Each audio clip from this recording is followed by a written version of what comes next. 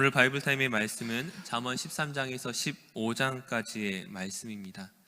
오늘은 그 중에서 잠언 15장의 말씀을 통하여 우리가 함께 은혜를 나누고자 합니다. 우리가 읽은 잠언 15장은 곳곳에서 우리의 언어, 곧 그 말과 혀에 대해서 언급하고 있습니다. 그 의인과 악인의 언어 생활이 얼마나 다른지를, 또한 그 전혀 다른 결과를 가져올 수밖에 없음을 비교하면서 설명하고 있죠. 우리 먼저 본문 1절의 말씀을 함께 읽으면서 살펴보도록 하겠습니다. 우리 잠언 15장 1절 말씀을 함께 읽겠습니다. 유순한 대답은 분노를 쉬게 하여도 과격한 말은 노를 격동하느니라. 아멘. 모든 사람들이 왜 유순한 대답을 하고 싶어 하지 않겠습니까? 아주 가끔씩은 과격한 말로 이렇게 싸우자고 달려드는 사람도 있겠지만, 대부분의 사람들은 어떤 누군가가 상대방이 무례하게 굴지 않는 이상 굳이 과격한 말로 싸우겠다라는 생각을 가지고 있진 않을 것입니다. 하지만 무엇이 문제겠습니까? 가령 예를 들어서 싸움이 벌어졌습니다. 그 상대방의 말과 태도로 인해 나의 감정이 상했습니다. 나는 부드럽게 잘 이야기하려고 하는데 자꾸 상대방이 무례하게 나옴으로 인해서 그 싸움이 벌어졌다고 생각하죠. 하지만 문제는 무엇이냐면은 그런 생각을 서로가 동일하게 가지고 있을 때가 많다는 것이죠. 지금 싸움의 시작인 누구에게서 먼저 시작되었는가 밝히기가 쉽지 않습니다. 그리고 그것을 밝힌다고 한들 이미 감정이 상해버리고 화해가 어렵게 될 때가 많이 있죠. 지금 잠언 기자는 이런 상황 가운데 어떻게 하라고 말하는 것입니까? 오늘 본문 2절 말씀을 보시게 되면, 지혜 있는 자의 혀는 지식을 선히 베풀고 미련한 자의 입은 미련한 것을 쏟느니라. 이어서 4절 말씀을 보시면, 온순한 혀는 곧 생명나무이지만 패역한 혀는 마음을 상하게 하느니라. 지금 잠언 기자가 언어에 대해서 말하면서 어떤 조건을 걸고 있지 않습니다. 즉, 상대방이 무례하게 굴지 않는다면, 상대방이 그 과격한 말로 나를 화나게 만들지 않는다면 이런 조건이 붙어 있지 않다라는 거죠. 지금 잠언 기자가 오직 말하는 것은 유순한 대답과 지식을 선히 베푸는 혀와 온순한 혀, 이렇게 말하고 있다는 것이죠. 상대방이 나에게 어떻게 대하는가와 상관없이, 지금 이 싸움이 누구로부터 비롯되었는가를 따질 것 없이 내가 해야 할 말은 유순한 대답과 온순한 혀라는 것입니다. 즉, 상대방의 악에 대해서 내가 악으로 갚는 것이 아니라 오직 우리는 선으로 갚는 것만 있다는 것이죠. 물론 이것이 얼마나 어려운 일인지 우리가 잘 알고 있습니다. 내가 선으로 갚는 것이, 혹 약하게 반응하는 것이, 유순하게 대답을 하는 것이 오히려 상대방이 나를 만만하게 보고 더 해코지하지 않을까, 더 강하게 나오지 않을까, 나를 우습게 여기고 더 뜯어먹으려고 하지 않을까, 내가 강하게 나가야만, 내가 만만치 않다는 것을 보여줘야만 내가 더 이상 손해보지 않을 텐데, 이런 마음이 우리에게 자연스럽게 들어온다는 것이죠. 특히 한국 사람들은 목소리가 큰 사람이 이긴다라는 이야기를 종종 합니다. 분쟁이 벌어졌을 때 그 상대방의 처지를 생각하거나 혹은 미안한 마음에 사과를 하기보다는 내가 약하게 나가면 손해본다는 생각에 더 강하게 나갈 때가 굉장히 많이 있습니다. 상대방에게 끌려가지 않기 위해 어쩔 수 없이 소리를 내는 것이 당연하다고 생각할 때가 참 많이 있죠. 하지만 성경이 우리에게 말하는 것은 무엇입니까? 악인이 어떻게 나에게 대하는 것과 상관없이 오직 의인은, 하나님의 사람은 선한 말을 하는 것입니다. 그 이유가 무엇 때문이겠습니까? 우리 본문 3절 말씀을 한번 같이 읽도록 하겠습니다. 우리 잠언 15장 3절 말씀을 함께 읽겠습니다. 여호와의 눈은 어디서든지 악인과 선인을 감찰하시느니라. 아멘. 지금 무엇이라고 말하고 있습니까? 우리가 언제, 어느 때, 어떤 상황이 있어도 우리가 선한 말을 해야 하는 이유가 무엇입니까? 하나님의 눈은 우리를 지켜보고 있기 때문입니다.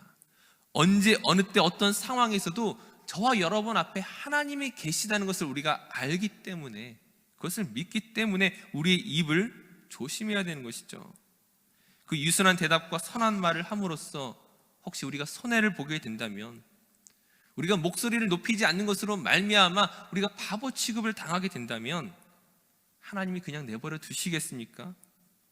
역대하 16장 9절 말씀에도 보시게 되면, 여호와의 눈은 온 땅을 두루 감찰하사 진심으로 자기에게 향하는 자를 위하여 능력을 베푸시나니 무엇이겠습니까?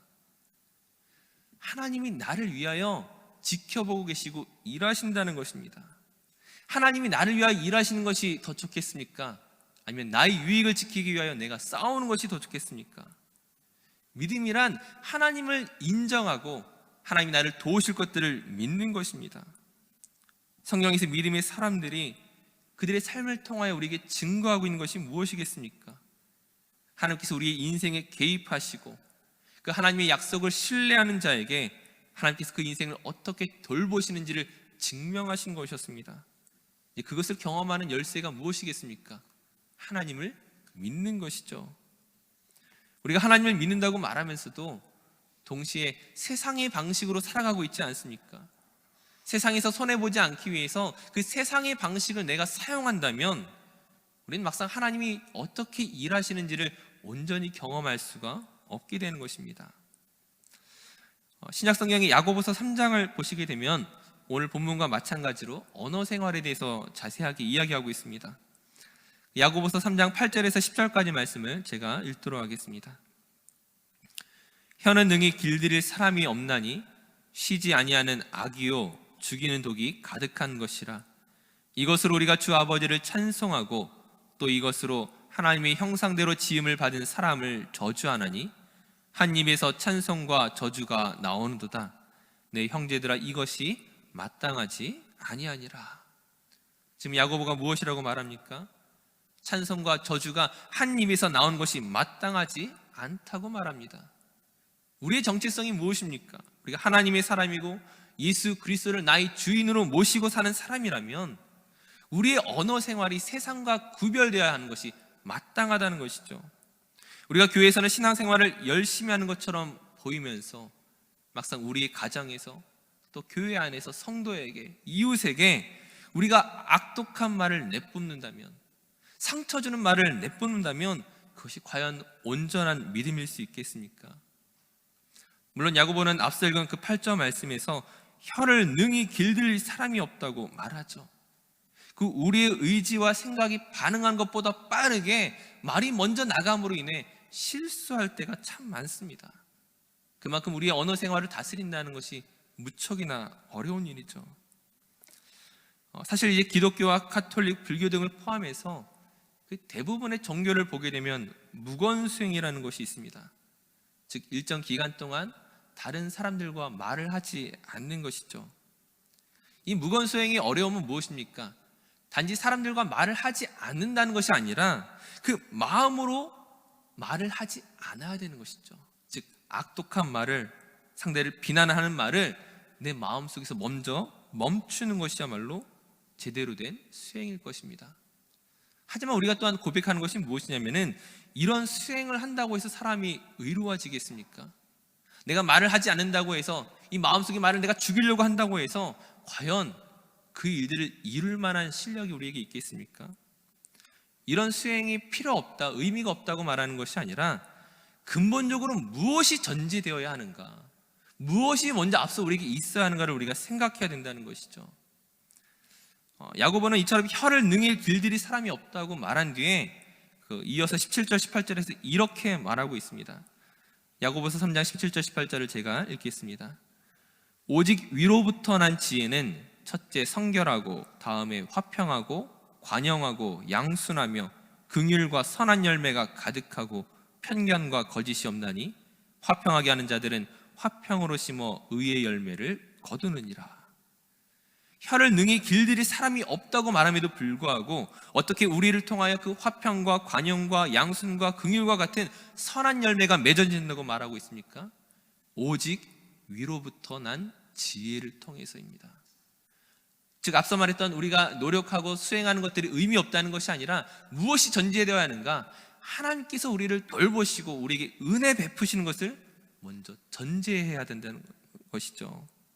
지금 잠언에 있어서도 마찬가지입니다. 잠언의 가장 큰 주제 중에 하나가 무엇입니까? 하나님을 경외하는 것이 참된 지혜라는 것이죠. 나의 노력과 열심 이전에 내가 먼저 하나님을 경외할 때 그 야고보가 말하는 위로부터 난 지혜, 하나님이 주시는 그 은혜가, 그 선물이 우리로 하여금 유순한 대답과 그 올바른 언어 생활을 할 수 있도록 힘을 주신다는 것입니다. 다시 한번 말씀드리지만 우리의 노력이 쓸모없다는 것이 아니라 그 지혜의 근원에 대해 말씀드리는 것입니다. 먼저 하나님을 경외해야 합니다. 하나님을 온전히 바라봐야 됩니다. 나의 힘이 아니라 하나님의 도움을 겸손히 구하며 그 은혜를 구할 때 하나님께서 우리의 삶을 바르게 인도해 주실 줄로 믿습니다. 사랑하는 성도님들, 오늘 우리의 언어가 사람을 살리는 언어입니까? 아니면 죽이는 언어입니까? 말씀을 준비하면서 제 자신의 언어 생활을 저도 다시 한번 돌아보게 되었는데 참으로 여전히 많은 실수가 있음을 돌아보게 됩니다. 특별히 어린 자녀에게 훈계라는 이름으로 뱉어냈던 말들이 과연 정당했는가? 거기에 혹시 나의 과격한 분노가 들어가지 않았는가? 내 감정을 여과 없이 정당치 못한 방법으로 쏟아내지 않았는가? 그런 것들을 생각해 볼 때 참으로 부끄러워지죠.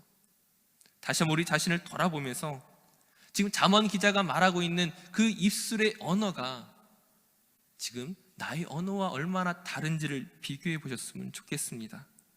오늘 나의 대답은 유순한 대답입니까? 지혜 있는 자의 혀입니까?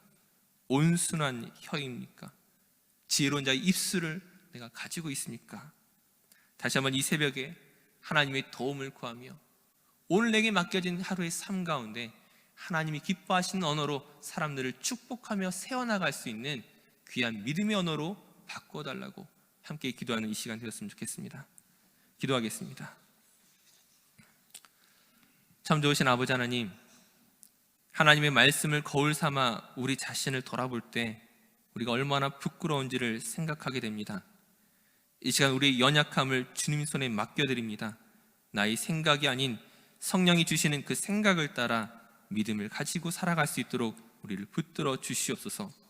주님 안에서 참된 평강과 안식을 누리는 하루가 되게 하여 주시고 우리의 언어를 통하여 사람들을 축복하며 그들을 하나님의 사람으로 인도해 나가는 귀한 일들로 우리를 사용하여 주시옵소서. 이 모든 것 감사드리며 예수님의 이름으로 기도드립니다. 아멘.